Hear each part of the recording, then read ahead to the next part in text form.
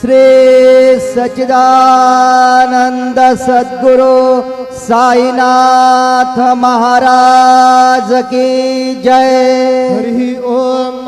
ब्राह्मणस्य मुखमासीत् बाहुराजन्यः कृतः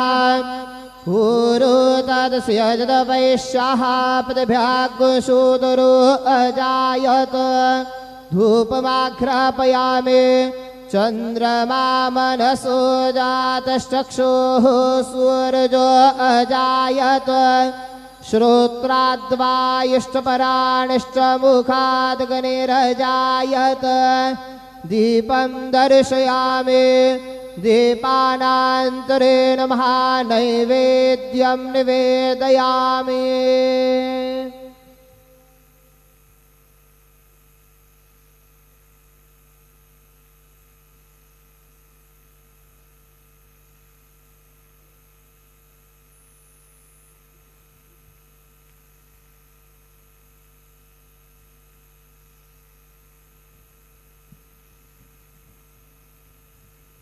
ॐ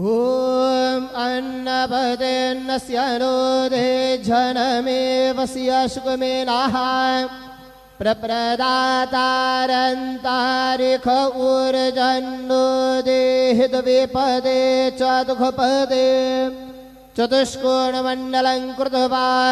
तदुपरि नैवेद्यपात्रन्निधाय गायत्रीमन्त्रेण पात्रान् सम्प्रोक्ष्य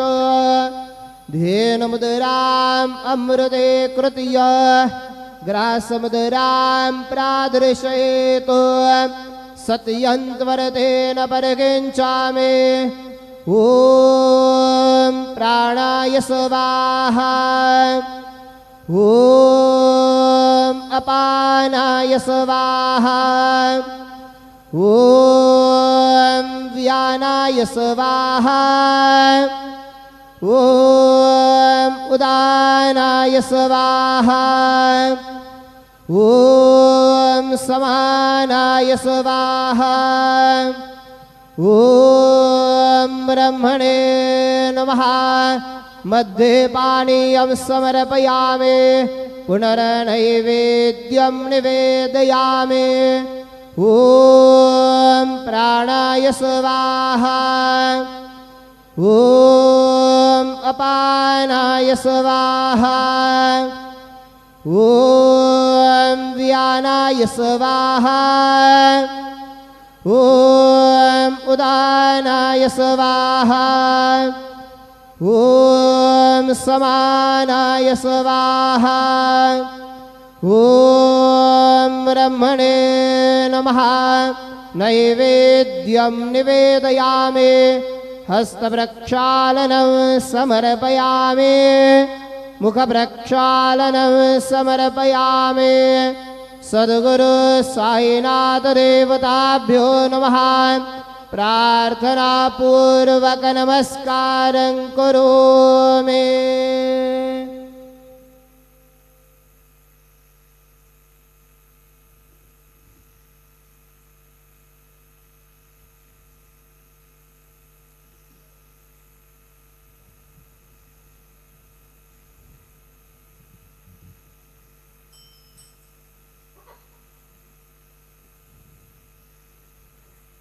आता बाबांची माध्यान्ह आरती सुरू होत आहे।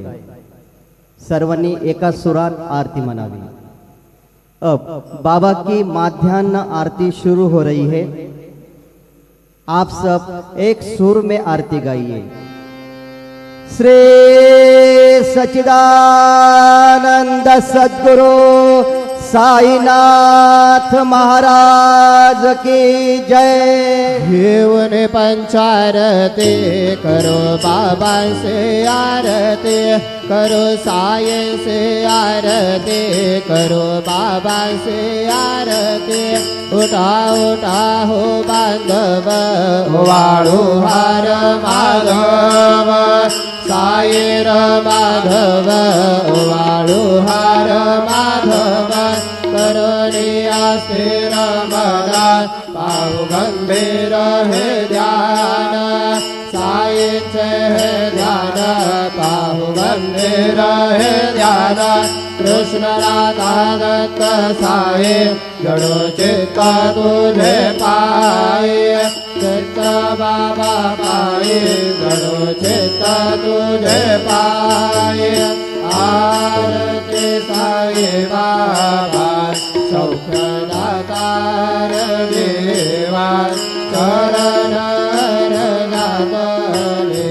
द्यावा दासा विसावा भक्ता विसावा आरती साई बाबा जाळूने आनंद स्वस्वरूपी राहे दंग गोमोक्ष जनादावे निज डोळा श्रीरंग डोळा श्रीरंग आरती साई बाबा जया मने जैसा भाव तया तैसानुभव दावे से दया घना ऐसे तुझे माव आरती साई बाबा तुमचे नाम घ्याता हरे संस्कृती व्यथा अगाध तव तरणे मार्ग जाविसे अनाथा जाविसे अनाथा आरती साई बाबा कलियुगे अवतार सगुण पर ब्रह्म साचार अवतीर्ण झाला से स्वामी दत्त दिगंबर दत्त दिगंबर आरती साई बाबा आठा दिवसा गुरुवारे भक्त करे देवारे रघुपद पहावया भय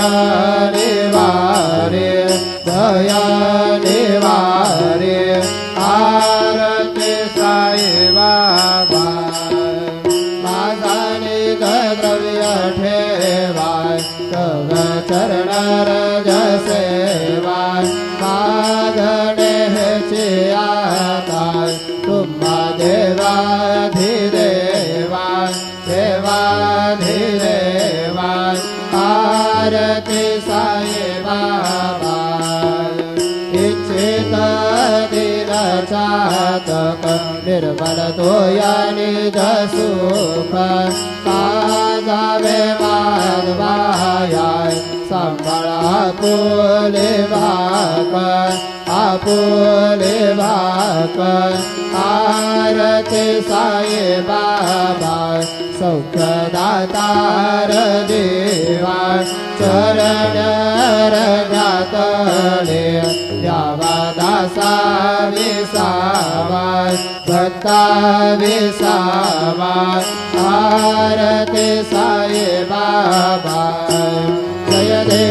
जय देव दत्तावधूता हो साई अवधूता जोडन कर तव चरणी ठेवी तो माता जय देव अवतरसी तू येता धर्माते ग्लानी रासे काढला हे तो नाविसी निज भजनी नाविसी नाना लीला असंख्य रूपाने हरसे देनाचे तो संकट दिन रजनी जय देव दत्ता अवधूता हो साई अवधूता जोडन कर तव चरणी ठेवी तो माथा जय देव यवन स्वर में ऐक्या दर्शन त्वादिनले संशय निरसुनिया तदवैता घालविले गोपी चंदा बंदा त्वांजे उद्धरिले गोविंद वंशी धनमणि लोकाचार्यले जय देव दत्ता अवधूता हो साई अवधूता जोडन कर तव चरणी ठेवी तो माथा जय देव वेदन तत्वे हिंदू यवनांचा काही गावायासे झाला पुनरपि नरदेहे साहस प्रेमाने तो हिंदू यवनाहे गावेसी आत्मतप्यस कृष्णाने गावे जय देव दत्ता अवधूता हो साये अवधूता जोडून कर तव चरणी ठेवी तो माथा जय देव शरण माझे पंढरपूर साई बाबार मावर साई बाबार मावर शुद्ध भक्ती चंद्र भागा भाव पुंडलिक जागा भाव पुंडलिक जागा या हो अवघे जडा करो बाबा सेवकना साये सेवकना करो बाबा सेवकना करो मने बाबा साये गाव पाव माझे आये पाव माझे आये गाव पाव माझे आये झाले लोटांतर मंदिर चरणा डोळ्याने पाहे नरप तुझे त्रिगे आलेंगे नानस्य पूजन भावे ओवाळे नमये नामा त्वमेव माता पिता त्वमेव बंधु सखा त्वमेव विद्या द्रविणं त्वमेव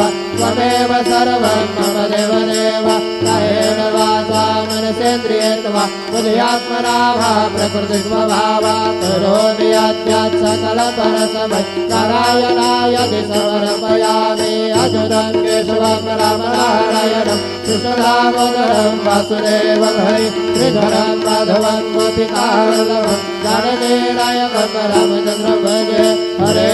राम राम राम हरे हरे हरे कृष्ण कृष्ण कृष्ण हरे हरे श्री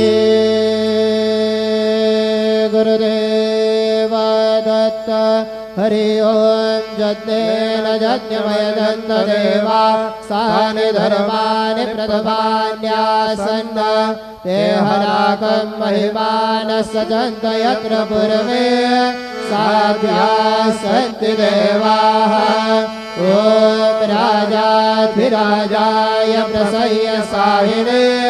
नमो वयं वै श्रवणाय कुर्महे समे कामान् कामकामाय मह्यं कामेश्वरो वै श्रवणो दधातु कुबेराय वै श्रवणाय महाराजाय नमः ॐ स्वस्ति साम्राज्यं भोज्यं स्वराज्यं वैराज्यं पारमे शमराज्यं महाराज्यमाधिपत्यमयं समन्तपर्यात् सार्वभौमः सार्वा ईशान्तार्धापरार्धात् पृथिव्यै समुद्रपर्यन्ताय एकराणि तदप्येशलोको विगीतो मरुतः परमेष्टार मरुतस्यावसङ्ग्रहे आवीक्षितस्य कामपरे विश्वे देवा सभासदैते श्रीनारायण वासुदेवाय सच्चिदानन्द सद्गुरु साईनाथ महाराज की जय अनंता तुला ते कसे रे स्तवावे अनंता तुला ते कसे रे नमावे अनंत मुखाचा शिरेशेष गाता नमस्कार साष्टांग श्री साईनाथा स्वरावे मनी त्वत्पदानित्य भावे उरावे तरी भक्तीसाठी स्वभावे तरावे जगातारुणे मायताता नमस्कार साष्टांग श्री साईनाथा वसे दो सदा धामया संत लीला दिसे अन्य लोकान् परितो जनाला करियन्तरित्यान कैवल्यदाता नमस्कार साष्टांग श्री साईनाथ कराराधला जन्महामानवाचा करासार्थका साधने भूतसाचा गुरु साई प्रेमा गळाया अहंकार नमस्कार साष्टांग श्री साईनाथा करावे करे सान अल्पज्ञकाला करावे अमाधन्य चुंबो निघाला मुखे घाल प्रेमे खरा ग्रास आता नमस्कार साष्टांग श्री साईनाथा सुराधिक ज्यांच्या पदावंदिता ते सुखाधिक ज्यांचे समानत्व देते प्रयागादि तीर्थे पदे नम्र होता नमस्कार साष्टांग श्री साईनाथा तुझ्या ज्या पदा पाहता गोपपादे सदा रंगलेचे स्वरूपे मिळाले तरी रास क्रीडा सवे कृष्णनाथा नमस्कार साष्टांग श्री साईनाथा तुला मागतो मागणे एक द्यावे करा जोडितो दीन अत्यंत भावे बवी मोहनी राज हातारे आता नमस्कार साष्टांग श्री साईनाथा ऐसा ये वासाई दिगंबरा अक्षय रूपावतारा सर्व हि व्यापक तू श्रुति सारा अनुसया त्रिकुमारा बाबा ये काशी स्नान जप प्रतिदिवसे कोल्हापुर भिक्षे से निर्मल नदी तुंगाय जलप्राशी निगरा माहुर देशे ऐसा ये बाय जोड़े लोगत से वाम करे त्रिशूल डमरुधारी भक्तावर रसदाय सुखकारी देशिल मुक्ति चारी ऐसा ये बाय पाये पादुकाय जपमाला कमंडलो मृगशाला धारण करशे नाग जटा मुकुट शोभतो माथा ऐसा ये तत्पर तुझ्या जे ध्याने अक्षय ज्ञानचे सदने लक्ष्मी वास करे दिनरजने रक्षसी संकट वारुणी ऐसा देवा या पर ध्यान तुझे गुरुराया दृश्य करे नयनाया पूर्णानंद सुखे ही काया लाविस हरि गुण गाया ऐसा ये वासाई दिगंबरा अक्षय रूप अवतारा सर्व हि व्यापक दो श्रुति सारा अनुसया त्रिकुमारा बाबा ये सदा सत्स्वरूपं चिदानन्दकन्दं जगत्सम्भवस्थान संहार हेतु स्वभक्तेच्छया मानुषं दर्शयन्तं नमामीश्वरं सद्गुरुं साईनाथं भगवान् समार्तण्डमेट्यं मनोवागतीतं निर्ध्यानगम्यं जगद्व्यापकं निर्मलं निर्गुणत्वा नमामीश्वरं सद्गुरुं साईनाथं भवाम्भोधिमग्नार्दितानां जनानां स्वपादाश्रितानां स्वभक्तिप्रियाणां समुद्धारणार्थं कलौ सम्भवन्तं नमामीश्वरं सद्गुरुं साईनाथं सदा निम्बवृक्षस्य मूलाधिवासात् सुधास्राविनन्ति त्वमप्यप्रियङ्कं करुं कल्पवृक्षाधिकं साध साधयन्तं नमामीश्वरं सद्गुरुं साईनाथं सदा कल्पवृक्षस्य तस्यादिमूले भवद्भावबुद्ध्या सपर्यादिसेवा क्रीडाकुर्वतां मुक्तिप्रदं तं नमामीश्वरं सद्गुरुं साईनाथं अनेकाश्रुता तर्क्यलीलाविलासै समाविष्कृतेषा नभास्वप्रभावम् अहं भावहीनं प्रसन्नात्मभावं नमामीश्वरं सद्गुरुं साईनाथं सदां विश्रमाराममेवाभिरामं सदा सज्जनैः संस्तुतं सन्नमदभे जनामोदं भक्तभद्रप्रदत्तं नमामीश्वरं सद्गुरुं साईनाथम् अजन्माद्यमेकं परब्रह्म साक्षात् स्वयं सम्भवं राममेवावतीर्णं भवद्दर्शनात् पुनीतः प्रभोऽहं नमामीश्वरं सद्गुरुं साईनाथं श्री साईश कृपानिधे खिलनृणां सर्वार्थसिद्धप्रद युष्मत्पादरज प्रभावमतुल धाता विभक्ता क्षमः सद्भक्त्या शरणं कृताञ्जलिपुट सम्प्रार्पितोऽस्मि प्रभो श्रीमत्साई परेशपादकमला नान्यच्छरण्यं मम साई रूपधर राघवोत्तम भक्तकामविबुधध्रुव प्रभो माययोपहतचित्तशुद्धये चिन्तयाम्यहमर्निशं मुदा शरत्सुधांशु प्रतिमां प्रकाशं कृपादपत्रं तव साईनाथ त्वदीयपादाब्जसमाश्रितानां स्वच्छाययातापमपाकरोतु उपासनादैवत साईनाथ स्वैर्मयोपासनिनास्तु तत्स्वम् रमेन्मनोन्मे तव पादयुग्मे भृङ्ग यथाब्जे मकरन्दलोद्गः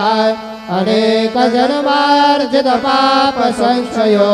भवेद्भवत्पादसरोजदर्शनात् क्षमस्व सर्वान्नपराध्यपुञ्जकान् प्रसीद साई सद्गुरुदयानिधे श्री साईनाथ चरणामृतपूतचित्ता सदपादसेवनरता सततं च भक्त्या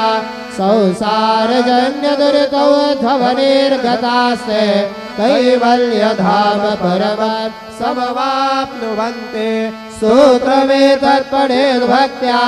यो नरस्तन्मना सदा सद्गुरु साईनाथस्य कृपापात्रं भवेत् ध्रुवम् करचरणकृतं वा कायजं कर्मजं वा श्रवणनयनजं वा मानसं वा परार्हं विदितं वा सर्वमेतत्क्षमस्व जय जय करुणाब्धे श्री प्रभो साईनाथ श्री सच्चिदानंद सद्गुरु साईनाथ महाराज की जय।